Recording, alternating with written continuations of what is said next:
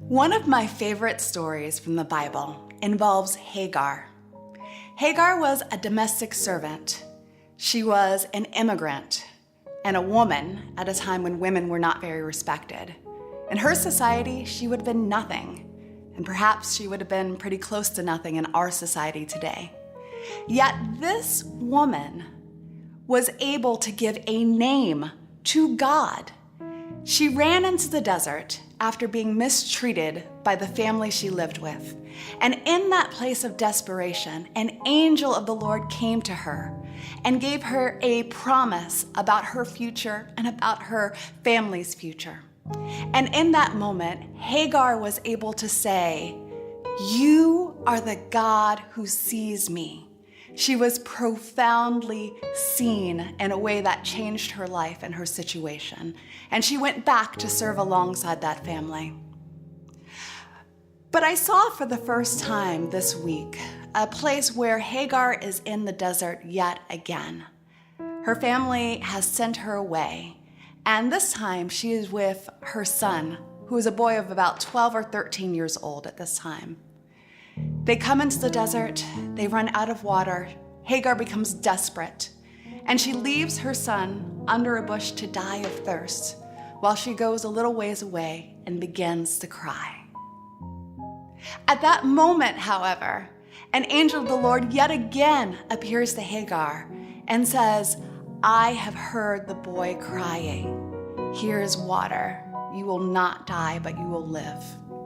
But how interesting that at that moment, the angel doesn't say, "I've heard you crying." The text tells us that Hagar was weeping, but yet I've heard the boy crying. And this particular cry was a cry that came from a word that meant a cry of injustice that went up before the Lord. So why does the Lord hear the boy crying and not Hagar crying? Well, I believe it's because Hagar did not raise a cry to the Lord.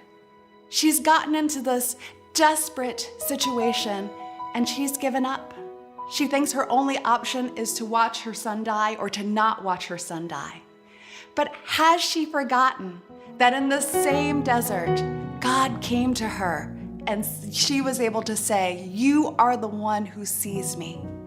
Perhaps if Hagar could remember who she is and how she is seen by God, that cry would have gone up to God and that prayer still would have been answered, but in a slightly different way.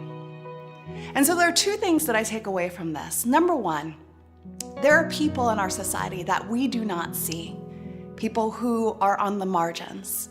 And we must remember that every person is made in the image of God and deserves our respect and our vision and our understanding, because we are told right in the book of Genesis that there is a God who sees them.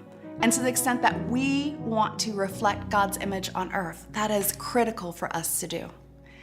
The second thing is for those of us who sometimes feel marginalized, and maybe because of our gender or our race or our socioeconomic position or any number of things, we forget that we are seen by God.